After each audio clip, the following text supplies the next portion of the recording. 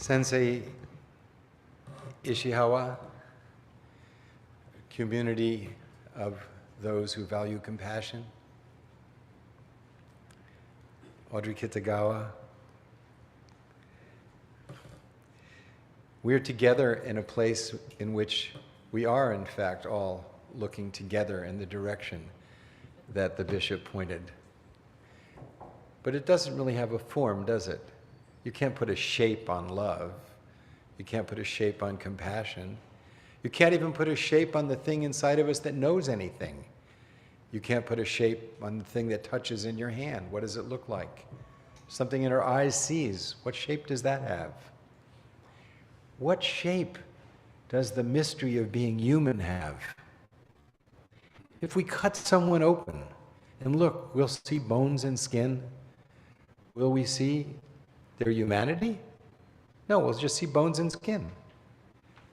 Is that what we are? Is there something precious in us?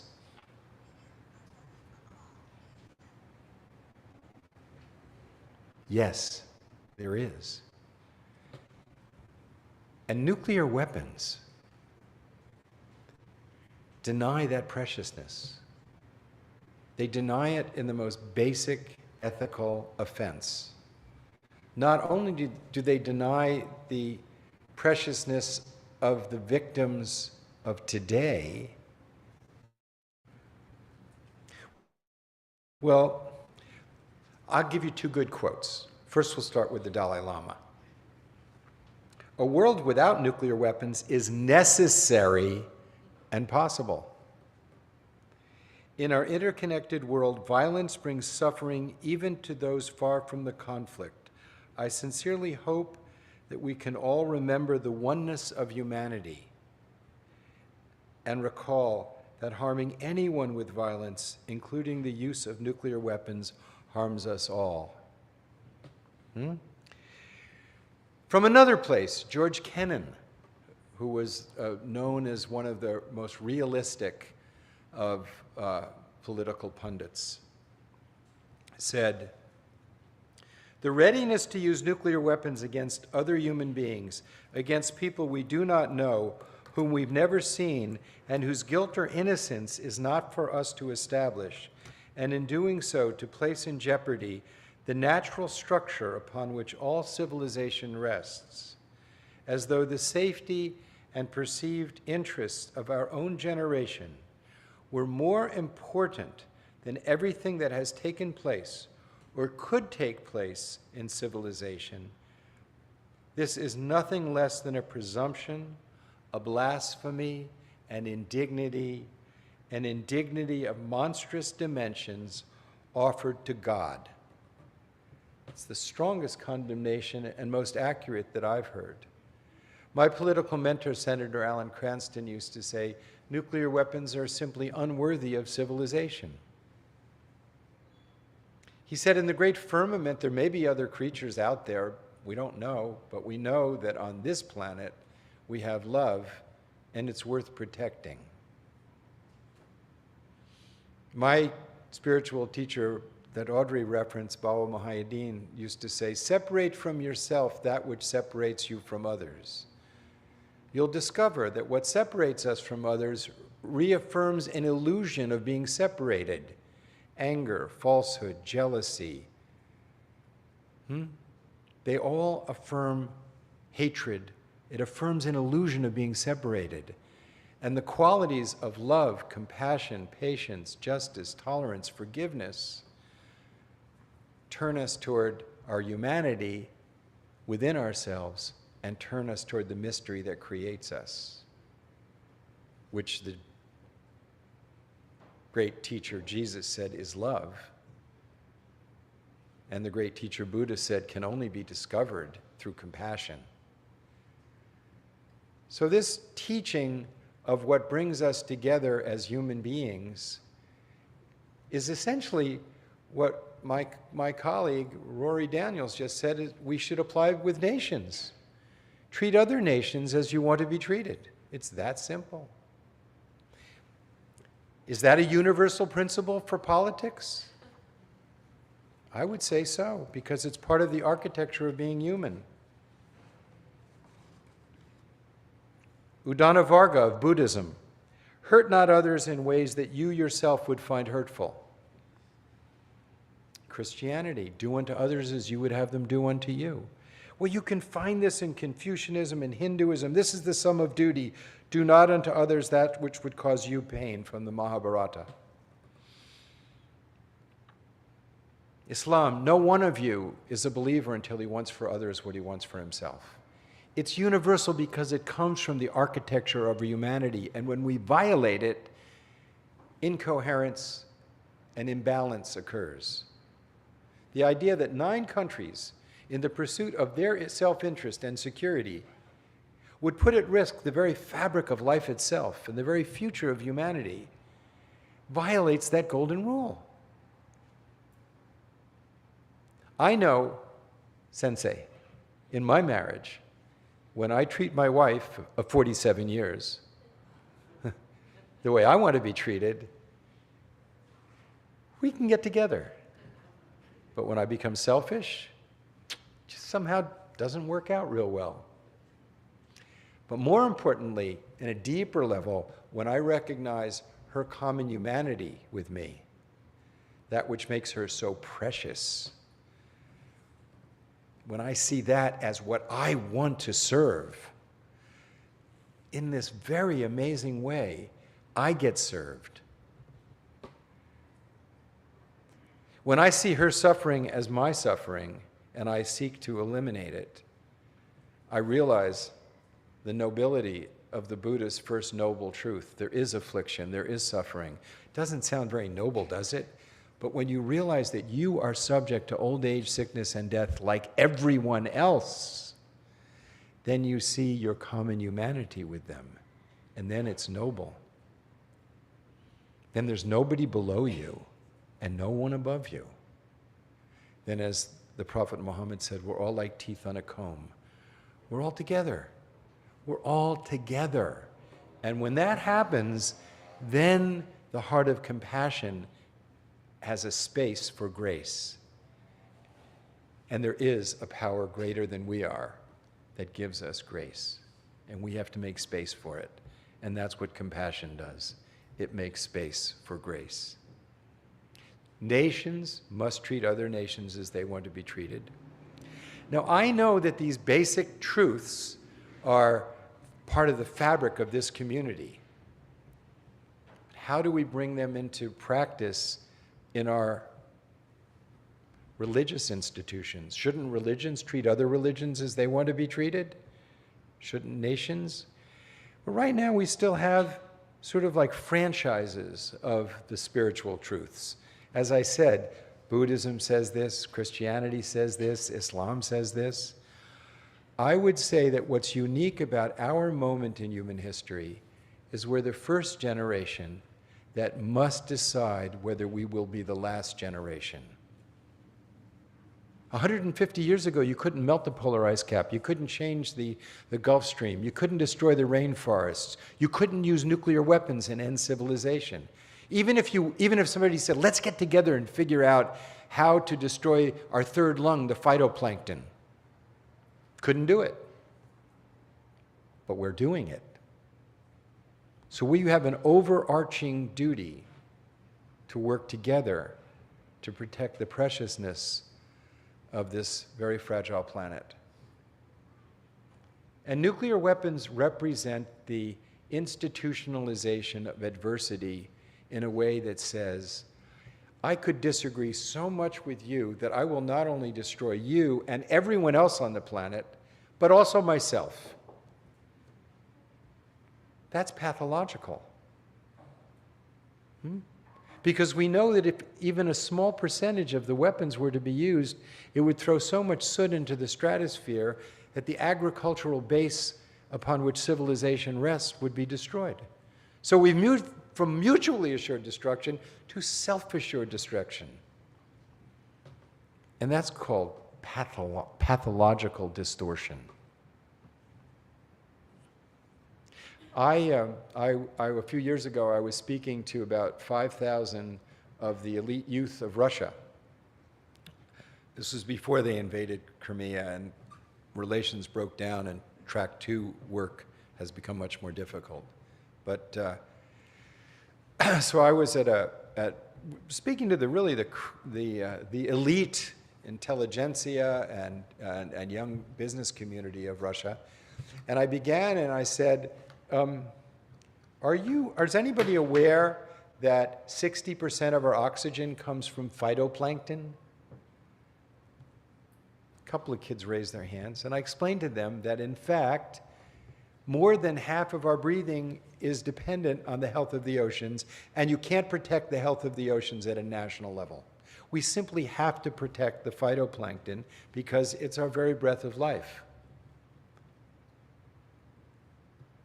If I lost a lung, or if you lost a lung, we could live. But if we lose the third lung, we all die. So let's take a moment and thank the phytoplankton, a single-cell organism that breathes us all. This is a fact, but this is a spiritual truth. So now I would say we have a responsibility that supersedes all previous generations to protect our third lung. That's simple, easy to understand. And I would say, I had a different speech prepared. It was much more brutal. Really. It was about testimony from some of the survivors of Hiroshima, what they saw, the horrors of it all. The amount of money that's being squandered on these ventures, the arrogance that it creates in the hands of those who have it, the incompetence of our leaders who are so arrogant to think that one or two people can decide the fate of humanity. Are they so wise? Are they so morally insightful? Do they understand what is the golden rule for the 21st century to which we can all look as you described it? Something that I think the Buddha would resonate with if he were here today, because when he stated the golden rule, we couldn't destroy the planet. We couldn't destroy the future. When Jesus said it, we couldn't destroy the future. When Muhammad said it, we couldn't. When Confucius said it, we couldn't. When Socrates said it, we couldn't do those things, but we're doing these things. Our institutions are not designed to deal with this. We created the nation state to separate Protestants and Catholics from slaughtering each other in Central Europe in the 17th century, not to bring people together. Our businesses are intrinsically competitive in the marketplace, not protective of the regenerative processes of nature. AI is learning from how our businesses work and how our nations work. We have a moral duty to future generations. I would say we need a golden rule for the 21st century. We must treat the lives and well-being of future generations as we want to be treated. We are tied together in a web of life that stretches from our ancestors to those who come after us. We're not only responsible for the people that we live with and ourselves, we are responsible for the legacy of the freedoms and benefit of our parents, our grandparents, and as back to the first humans, and we are responsible for those who have a right to this precious planet. So we need to think, is there a golden rule that says we must treat the lives and well-being of future generations as we want to be treated? I know that it resonates with my conscience. And if it resonates with yours, we need to use this principle in talking to our political leaders. What are you doing to protect the lives and well-being of future generations? What are you doing to get rid of nuclear weapons that threaten the very fabric of life? What are you doing? Are you creating an environment in which citizens can talk to each other, in which normal people can recognize our common humanity, in which we have some degree of humility, knowing of the numerous near misses we've had? January 1995, a weather satellite is launched off the coast of Norway. Boris Yeltsin is told there may be a nuclear explosion that would be sufficient to destroy the command and control of Russia, exploding over Moscow, destroying all the computers and all of the communications. It had 8 minutes to decide. The Norwegians had told the Russians that they were going to send this satellite, weather satellite, but it looked like a Trident launch, couldn't tell the difference, and it wasn't passed up the command and control. And Boris Yeltsin said he wasn't worried, although they opened what we call the football. He wasn't worried because he knew Bill Clinton. It was the human element. 1983, General Petrov saw thousands. General Stanislav Petrov saved the world. He saw thousands of nuclear bombs from the United States coming to the then Soviet Union. And he knew that if he passed that message up the command and control, 11,000 nuclear warheads would have rained down on the United States and we would all be dead. He violated his protocols and just kept it to himself, said it's a mistake. I asked him for a documentary. You can see the movie. It's called The Man Who Saved the World. I said, what gave you the courage and humility not to pass it on? He said, I was a computer engineer. I knew computers make mistakes. And God said he didn't want the world to end. And my superiors didn't know whether to reward me for saving the world or punish me for violating my protocols, but what concerned them most was I believed in God. Ideology, mythology, a worship of the state, the worship of religion as an end in itself, whatever your ideology is. Remember, the state was created because religious fanaticism was leading to slaughter. That's why the teaching of compassion, the teaching of recognizing our common humanity is so essential to the very future of the world, and that begins with every one of us. But I would say that say it best in a poem.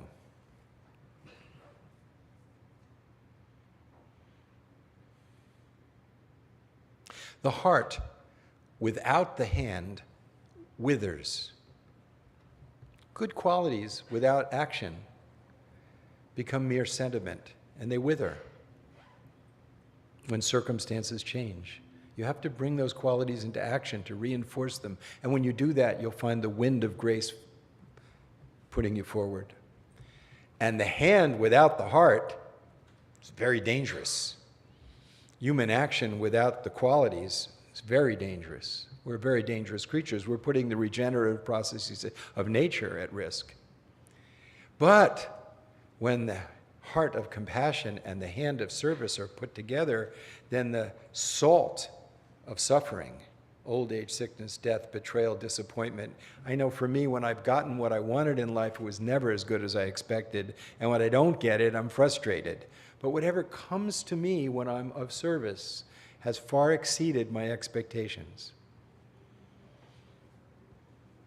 So when the heart and the hand come together, the salt of affliction and suffering, because of compassion, is turned into the sugar of meaning and fulfillment. And when did our country shine the most? Well, it shines the most when we bring students from the whole world to our universities to learn with us. It shined the most when we had the Marshall Plan, unlike the First World War, where we crushed those who lost and reaped the whirlwind of Nazism. The Marshall Plan reached out to Japan and Germany and built up their economies, built up their democracy, and ended up with trading partners and friends. These qualities are realistic. It is not realistic to continue to rely on computers and human beings with weapons of mass destruction that can destroy the future. That's not realistic. It's not realistic to put at risk the regenerative processes of nature because we can't work together. We have to work together. That's realism. Spare me those who say it's not realistic to save the planet.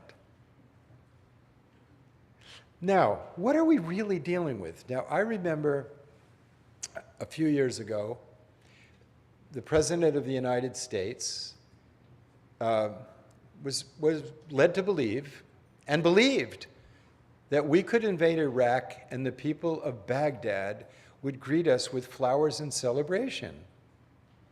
And my very wise wife said, nah, I don't think so.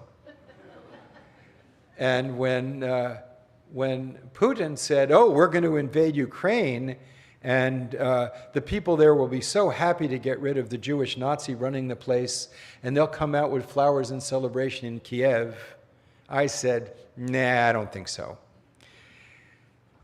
Now, if you'd asked any cab driver in Baghdad or any cab driver in Kiev what would happen, undoubtedly they would say the invaders will be met with bloodshed and bullets, not flowers. And yet, the leaders, those leaders, and the leaders of the world right now, are not any smarter than a cab driver. And in an afternoon, they could end this precious gift of life.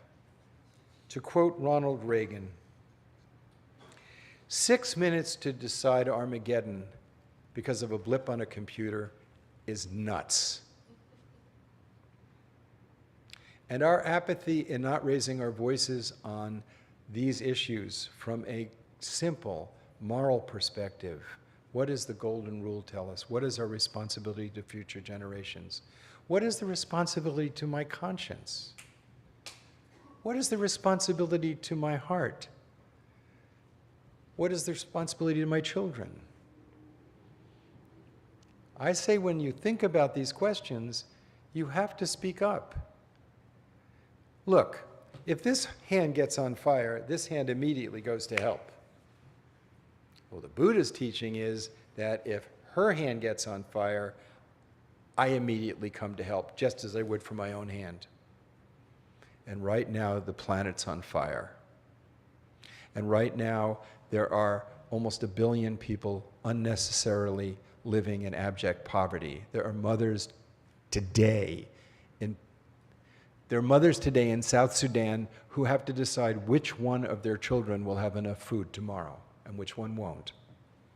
There are hundreds of millions of people who have poverty such that no matter how hard they work, it will not change their condition. But we also have the capacity to end this. A small portion of the expenditures on these weapons of mass destruction could end poverty on the planet. Imagine the celebration that would happen if our leaders called to get together to do that. Imagine the people of Kiev and Baghdad would come out with flowers and celebration. And we're so close to it. It happened a conversation between Ronald Reagan and Mikhail Gorbachev in the woods in Reykjavik. We came so close to ending nuclear weapons. Well, we didn't actually get rid of them, but we did move from having over 70,000 to less than 13,000 today.